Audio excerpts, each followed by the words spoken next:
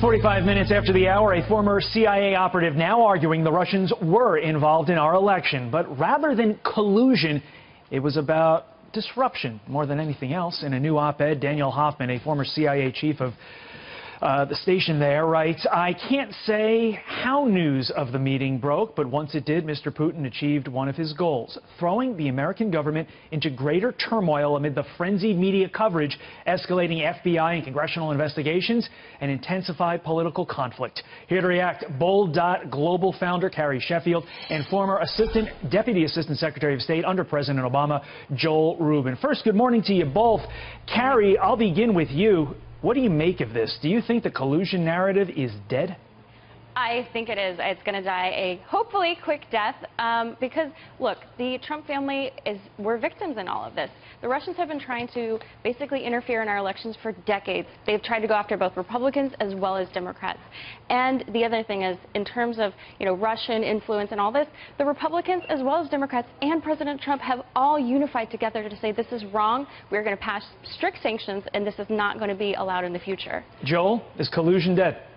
Oh, collusion is not dead, and we need to see where the investigation takes us. There are bipartisan investigations led by Republicans in the Senate and in the House. Bob Mueller, a Republican-appointed FBI director, is leading his own special investigation, and no one can say right now where that will lead. But what this does do is rebuke the idea that Russia was not involved, and President Trump and his team have been trying to deny that for well over a year since the campaign, and it just doesn't hold water. Joel, that's not true. That's not true. What they have been saying is that there was no collusion. That's a far different cry. So I think it's inaccurate to say that there was collusion when clearly all the evidence, despite hours and hours of Democratic witch hunts, there is no evidence of collusion. So President Trump has said multiple times that Russia was not involved, or maybe it was Russia, maybe it was someone else. He has never come out clean and said, yes, Russia influenced our elections, and these are investigations being led by Republicans in Congress.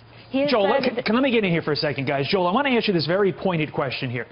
In an administration that has been accused of leaking, and we see a number of leaks, do we really think that collusion, if it had been happening, would have been kept a secret this long when we have seen so many leaks out of this White House?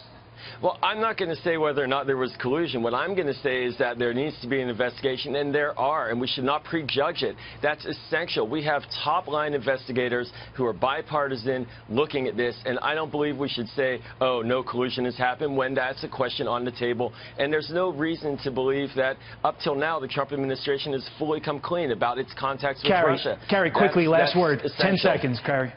There is no evidence of collusion. What this op-ed shows is that essentially what the Russians, if they wanted to be clever about this, they would not have been so blatant in what they were trying to do. Russia is a failed petrostate. They're trying to punch above their weight.